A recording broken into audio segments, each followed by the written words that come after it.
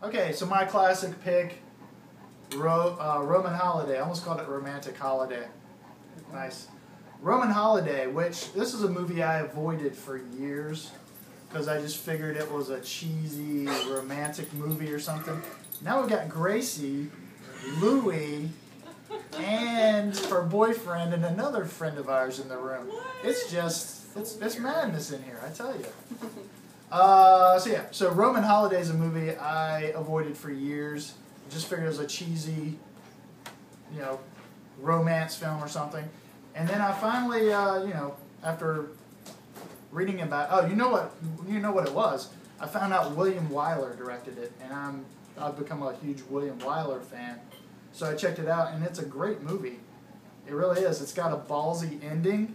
For those of you who've seen it, you know what I'm talking about. Have you seen Roman Holiday? I have. I don't remember the ending, but I do remember liking it.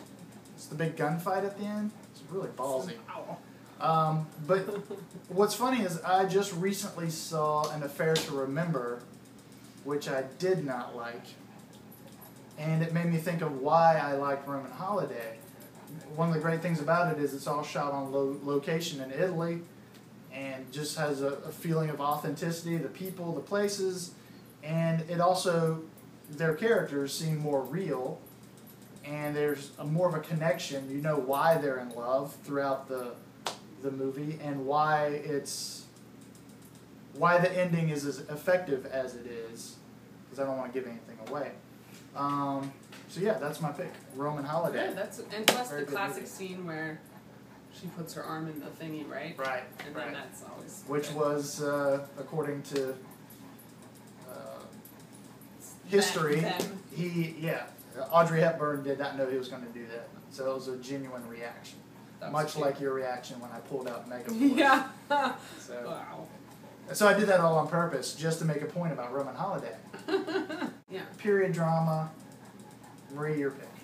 Okay, what I was going to say about this also is that my boyfriend and I actually agreed on this movie, which was kind of cool. So he said the same movie I said, and I don't have the DVD, but my pick is The Remains of the Day. Oh boy. Wow. I don't know if Preston likes it. Tell me a little bit of why you liked it. Oh my gosh. Okay, well, I really liked... It's Anthony Hopkins and Emma Thompson, first of all. I mean, that's two great actors. I love movies about love that can't be for whatever reason. I know exactly what you're talking about. You know, a lot of people kind of like that, and I think that whole, Anthony Hopkins trying to sort of, he obviously has feelings for her, but he can't really show them because of the situation they're in, and his job and her job, and I love that whole idea, and her prying his fingers off of the book in that one scene when he's reading. I mean, it's just great. I mean, it's just a really good movie, and it was the first one I thought of, and it was just funny when I was talking to my boyfriend about it, and he said he actually said that would have been his pick before I told him what I picked. Nice. That's kind of cool. So that's my pick. So what you're saying is you and your boyfriend have a real connection because that was the pick without you telling each other, right? Exactly. Well, look out, Marie's boyfriend, because my period piece is Remains of the Day. That's really... Yeah. I can't really... I don't have the original artwork, but you might not can see this, but it's Remains of the Day. We really did not plan this. Can we just... They're not going to believe that we didn't plan this. I don't care if you believe it or not. We didn't plan this. But yeah, Remains of the Day, for all the reasons you said, is a great movie. Anthony Hopkins is fantastic. And again, like you said, it's that idea of somebody who can't totally, share their feelings, and it's society and his position, and yeah, it's just really good. And I don't think you've seen this yet, but something that reminds me of Remains of the Day is the TV series Downton Abbey, which if you haven't seen it, is great. It fits right into sensitive cinema, because you know, it's period costume and there's a soap opera element to it, but it's so well done. You know, I think anybody could really enjoy it. Oh, that's hilarious. So that's funny. That's so great. That's period drama and romantic comedy we agree on. Out of all the movies, it's just so weird. Okay. Ah. And that brings us to the wild card. Okay, well, I picked this movie because it has a love story that sort of is woven through the entire movie, but it's not necessarily the main focus. It's also got some action, and it's kind of centered around a crime story, so I think that's part of why it's got someone in it that the ladies will like. So anyway. This is one of my all-time favorite movies as well, and Preston owns a lot of movies, and I'm pretty sure he likes probably 99% of the movies he buys and watches them again. And I don't have a whole lot. I have maybe 25 DVDs that I actually own, because I don't tend to watch movies over and over again, and this is one of the ones I own, so that kind of tells you too. I love everything about it. I love the weird love story that's really strange between George Clooney and Jennifer Lopez. I like that this is Jennifer Lopez before she was J-Lo. Technically it's after she was J-Lo, because J-Lo was back in the day, and then she's calling herself that again after. But this is Jennifer Lopez, the actress, when she was just really good, and she's, that's what she was. And so I think people forget she is a good actress if she's got the right role, the right director. Yeah. And so I really like her, and I like her love story with George Clooney. I like the stuff. Well, I don't want to give too much away, I guess. I was going to talk about the ending. I don't really want to do that. But yeah, I like the whole feel of it, And a lot of good actors. I'm trying to remember. Albert Brooks. Albert Brooks is great in it, yeah. Steve Zahn, who has kind of a funny part. Steve Zahn is always good. Don Cheadle. Okay, so it's been a while since I've seen it, but there's some really cool people in it. And really, it's got this guy. So, it doesn't really matter who else is in it. It's got George Clooney. So. There you go. Oh, and I have one more real quick. I'm not going to talk about it for too long. Can I mention it? Go ahead. My other one that I almost picked was Sliding Doors. Oh, that's a good one. Yeah, I'm kind of jealous you picked that. That's a pretty good movie. Yeah, and the reason I picked that was I loved it.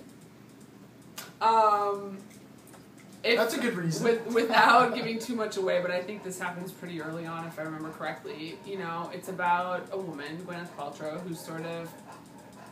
They give two scenarios for what a certain period, I don't remember how long, of her life would have been like.